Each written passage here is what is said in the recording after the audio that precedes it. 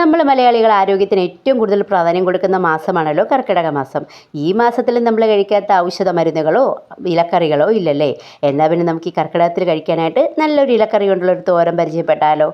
എല്ലാവർക്കും പുതിയ വീഡിയോയിലേക്ക് സ്വാഗതം. ഇതാണ് കേട്ടോ തകര അല്ലെങ്കിൽ തവര എന്നറിയപ്പെടുന്ന ഇല. നമ്മുടെ വീടിൻ്റെ ചുറ്റുവട്ടത്തും റോഡ് സൈഡിലുമൊക്കെ മഴക്കാലത്ത് ഈ ചെടി ധാരാളമായിട്ട് കാണപ്പെടുന്നുണ്ട് കേട്ടോ. അപ്പം നമ്മൾ തകര ഇലയുടെ തളിരിലകളാണ് തോരൻ വയ്ക്കാനായിട്ട് ഏറ്റവും കൂടുതൽ ഉപയോഗിക്കുന്നത്.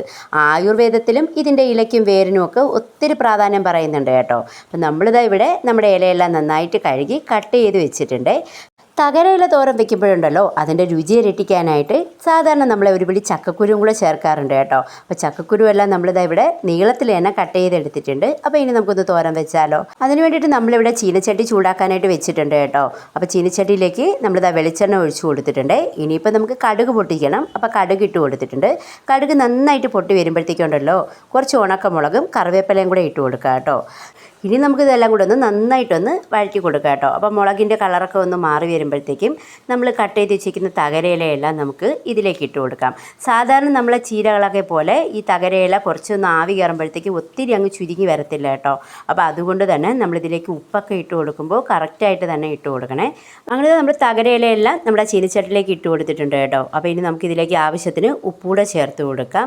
ഈ സാധാരണ ഇലക്കറികളെ പോലെയല്ല കേട്ടോ തകരയില, ചെറിയ രീതിയിലൊരു കവർപ്പുണ്ടാവും കേട്ടോ തോരൻ വയ്ക്കുമ്പോൾ. പക്ഷേ ഒരുപാട് ഗുണങ്ങളുള്ളത് കൊണ്ട് തന്നെ നമ്മളതൊന്നും കാര്യമാക്കി എടുക്കേണ്ട.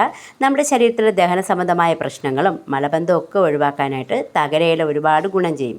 കൂടാതെ തന്നെ ചർമ്മരോഗങ്ങൾ മാറാനും ഇത് സഹായിക്കുന്നുണ്ട് കേട്ടോ. പിന്നെ ശ്വാസകോശ സംബന്ധമായ അസുഖങ്ങൾക്കും തകരയില ആയുർവേദത്തിൽ ഉപയോഗിക്കുന്നുണ്ട്. നമ്മുടെ ചുമയ്ക്കൊക്കെ ഇത് വളരെ നല്ലതാണ് കേട്ടോ. പിന്നെ നമ്മുടെ ശരീരത്തിൽ എന്തെങ്കിലും വിഷക്കടികളൊക്കെ ഏറ്റിട്ടുണ്ടെങ്കിലും അതിൻ്റെ വിഷത്തിൻ്റെ ഒരു വീര്യം ശമിപ്പിക്കാനായിട്ടും തകരയിലയുടെ വേര് ഉപയോഗിക്കുന്നുണ്ട്. അങ്ങനത്തെ നമ്മുടെ തകരയിലെല്ലാം ഒന്ന് ചെറിയ രീതിക്ക് വാടി വരുമ്പോഴത്തേക്കും നമ്മൾ കട്ട് ചെയ്ത് വെച്ചിരിക്കുന്ന ചക്കക്കുരുവും കൂടെ അതിലേക്ക് ഇട്ട് ഒന്ന് ഇളക്കിയിട്ടുണ്ടല്ലോ നമ്മുടെ തകരയില കൊണ്ട് ചക്കക്കുരു എല്ലാം ഒന്ന് പൊതിഞ്ഞ് വെച്ചിട്ടുണ്ട് കേട്ടോ. ഇനി നമുക്കിതിലേക്ക് നമ്മുടെ ചക്കക്കുരു വേവാൻ ആവശ്യമായിട്ട് കുറച്ച് വെള്ളം ഒന്ന് ഇതുപോലെ ഒന്ന് കുടഞ്ഞു കൊടുക്കുക കേട്ടോ. ഒരുപാട് വെള്ളം ഒഴിക്കേണ്ട ആവശ്യമില്ല. നമ്മൾ ഈ തകരയിലെ നൂറി വരുന്ന വെള്ളവും നമ്മൾ ഒഴിച്ചു കൊടുത്ത വെള്ളവും കൂടെ ആകുമ്പോൾ തന്നെ ഉണ്ടല്ലോ ചക്കക്കുരു നല്ല രീതിക്ക് വെന്ത് വരും. അപ്പോൾ നമുക്ക് ലോ ഫ്ലെയിമിൽ അടച്ചു വെച്ച് തന്നെ ഒന്ന് വേവിച്ചെടുക്കാം. ഇത് ചക്കക്കുരു വെന്ത് വരുന്ന നേരം കൊണ്ട് അരപ്പ് റെഡിയാക്കാം. അപ്പോൾ അതിന് വേണ്ടിയിട്ട് തേങ്ങ, മഞ്ഞൾപ്പൊടിയും മുളക് പൊടിയും ജീരകവും വെളുത്തുള്ളിയും കൂടെ ഒന്ന് ചതച്ചെടുത്ത് മാറ്റി വയ്ക്കുക കേട്ടോ. അപ്പോൾ അത് നമ്മുടെ അരപ്പ് ഇവിടെ റെഡി ആയിട്ടുണ്ട്. ഈ സമയം കൊണ്ട് നമ്മുടെ ചീനച്ചട്ടിയിൽ നിന്ന് നല്ല രീതിക്ക് ആവി വരുന്നുണ്ട്. നമ്മുടെ ചക്കക്കുരുവൊക്കെ ഒന്ന് വെന്ത് വന്നിട്ടുണ്ട്. നമ്മുടെ ആ തകരയിലയുടെ കളറൊക്കെ മാറി കുറച്ചുകൂടെ ഒന്ന് അളവ് കുറഞ്ഞു വന്നിട്ടുണ്ട്. അപ്പോൾ ഇനി നമുക്കിതെല്ലാം കൂടെ ഒന്ന് നന്നായിട്ടൊന്ന് ഇളക്കി കൊടുക്കാം കേട്ടോ. അപ്പോൾ നല്ല രീതിക്ക് ഇളക്കി കൊടുത്തിട്ടുണ്ട്. നല്ലൊരു സ്മെല്ല് വരും കേട്ടോ ഈ ഒരു ടൈമിൽ. അപ്പോൾ നമ്മുടെ ചക്കക്കുരുവൊക്കെ നന്നായിട്ട് വെന്ത് വന്നിട്ടുണ്ട്. അപ്പോൾ ഇനി നമുക്കിതിലേക്കുണ്ടല്ലോ നമ്മൾ അരച്ചു വെച്ചേക്കുന്ന അരപ്പിട്ട് കൊടുക്കാം കേട്ടോ. അപ്പോൾ അരപ്പ് നമ്മൾ ഇത്തിരി കുറച്ച് കൂടുതൽ എണ്ണ ഇടുന്നുണ്ട് കേട്ടോ. ഈ തകരയിലക്കൊക്കെ കുറച്ച് അരപ്പ് കൂടെ കൂടുതലാകുമ്പോൾ കുറച്ചുകൂടെ ടേസ്റ്റ് കൂടുതലാണ്. അങ്ങനെ അരപ്പെല്ലാം കൂടെ ഇട്ടിട്ട് എല്ലാം കൂടെ നന്നായിട്ടൊന്ന് മിക്സ് ചെയ്തെടുക്കാം. മാക്സിമം എല്ലാ ഭാഗത്തും അരപ്പ് പിടിക്കുന്ന രീതിയിൽ മിക്സ് ചെയ്തതിന് ശേഷം നമുക്കൊരു 1 മിനിറ്റ് വരെ ഇതൊന്ന് അടച്ചു വയ്ക്കാം കേട്ടോ. അപ്പോഴത്തേക്കും നമ്മുടെ അരപ്പെല്ലാം നല്ല രീതിക്കൊന്ന് ചൂടായി വന്നിട്ടുണ്ട്. വീണ്ടും ഒന്നും കൂടെ ഒന്ന് ഇളക്കി കൊടുക്കാവേ. അപ്പോൾ ഇതാ നമ്മുടെ തോരൻ ഇവിടെ ഏകദേശം എല്ലാം റെഡിയായി വന്നിട്ടുണ്ട്.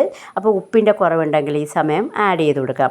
ഒരുപാട് ഗുണങ്ങളുള്ള ഒരു കിടിലൻ തോരനാണ് കേട്ടോ. ഈ കർക്കിടക മാസത്തിൽ ധൈര്യമായിട്ട് കഴിക്കാം. എല്ലാവർക്കും ഇന്നത്തെ വീഡിയോ ഇഷ്ടപ്പെട്ടെന്ന് വിചാരിക്കുന്നു. പുതിയ വീഡിയോയുമായിട്ട് നമുക്ക് വീണ്ടും കാണാം. അതുവരെ താങ്ക് യു.